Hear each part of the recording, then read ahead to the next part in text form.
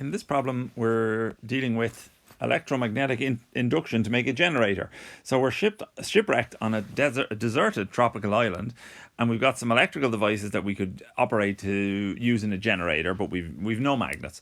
So we have the wonderful idea that we could use the Earth's magnetic field at our location, which has a value of 8 by 10 to the minus 5 Tesla, and we try it to generate a voltage of 9 volts, if you like. So an EMF of 9 volts is required using our coiled generator, and we estimate that we can turn it at a rate of 30 RPM by setting up some kind of device using a crank handle.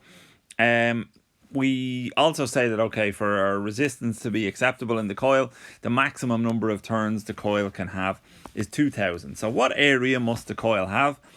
And B, if the coil is circular, what is the maximum translational speed of a point on the coil as it rotates? And do we think this is feasible? So I sort of drew some sketches, I suppose, just to visualize it. So on the end view, we see our coil of wire, and we have a maximum of 2000 turns, if you like. And on the top view, we see the cross-sectional area of that coil. So the first thing we need to write down is that let's go with a black pen here.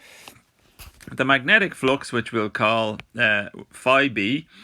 So phi b is equal to BA cosine theta. Let's use theta here just to stop using phi twice in a row.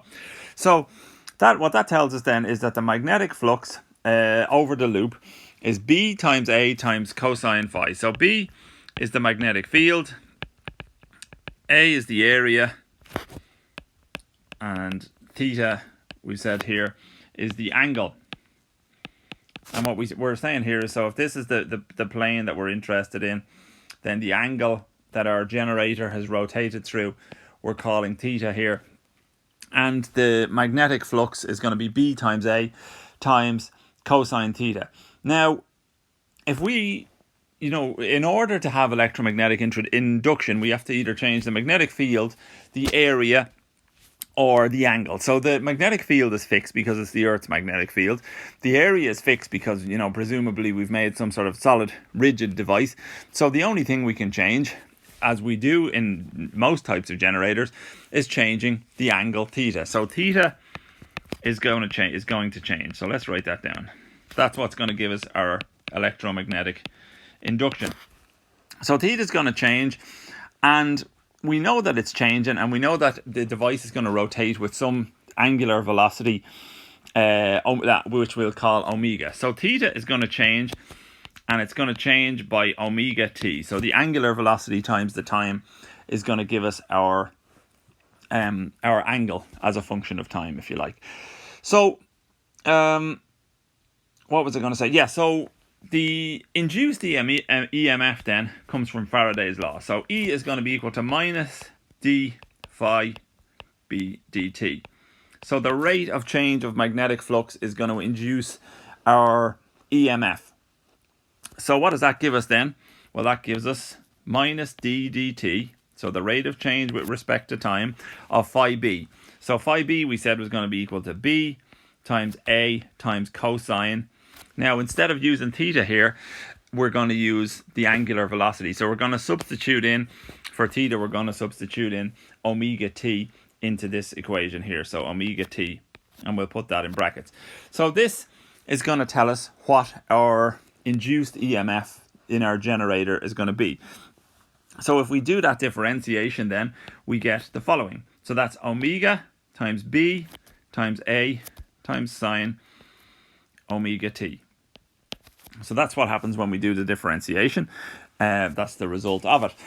Now, for our generator, we're interested in the maximum EMF. So we're interested in Emax, to generate our 9 volts. So, and remember now, this example we've done here is also for one loop. So let's just write in, let's just change here and say, we need to generalize now. So we need to generalize for, lots of loops. So for n loops and for max EMF, so for Emax. So, we're interested in turning this device such that it gives us a voltage, to drive our 9-volt electronics, if you like. So we go back to black now, and we'll try and write out an equation that gives us that. Well, if we want our maximum EMF, then our term here, let's actually go back to blue again, then our sine omega t has to be at a maximum. So the maximum EMF that we generate is when sine omega t is at a maximum, which is 1. So we can write down an equation now for the maximum EMF. So it's going to be B times A. So the magnetic field, omega, first of all, times B times A times 1, because sine omega t is going to be equal to 1. So that now, we've taken care of Emax now. So the EMF is going to be at a maximum when sine omega t is going to be equal to 1. We also need to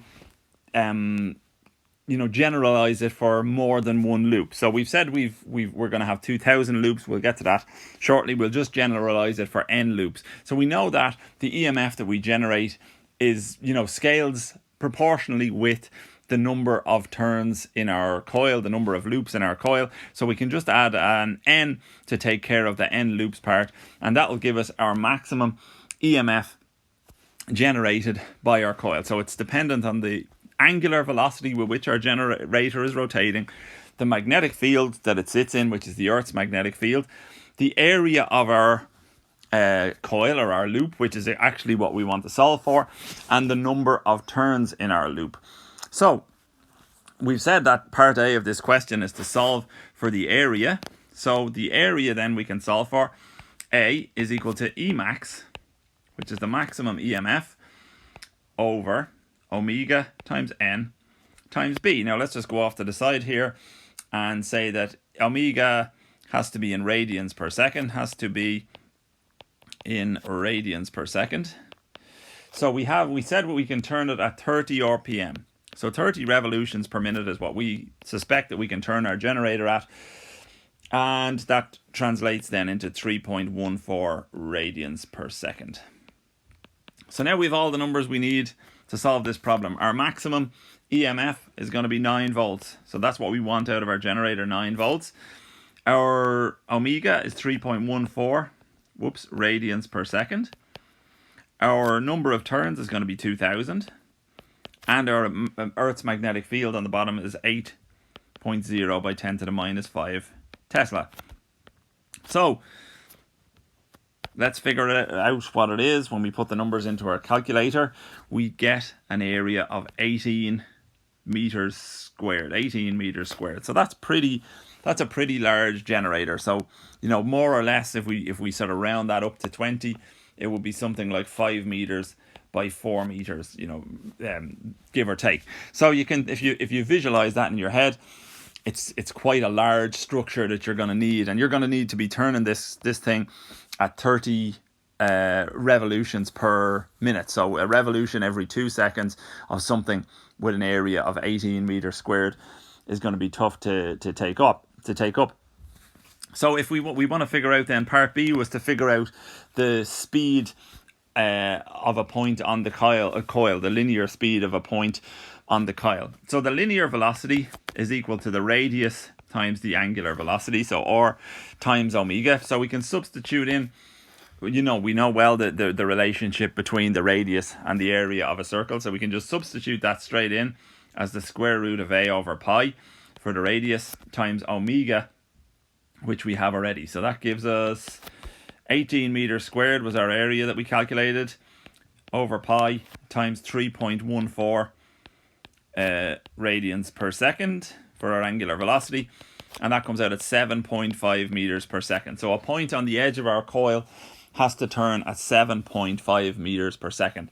So the last part of the question asks you, is it feasible or not? We've shown that it's a very large structure and it has to be turned relatively fast. So it might be pretty difficult to get it to work, but if you were stuck on a desert island and you wanted to contact a ship that was passing by, maybe you might just find the superhuman strength to be able to do it.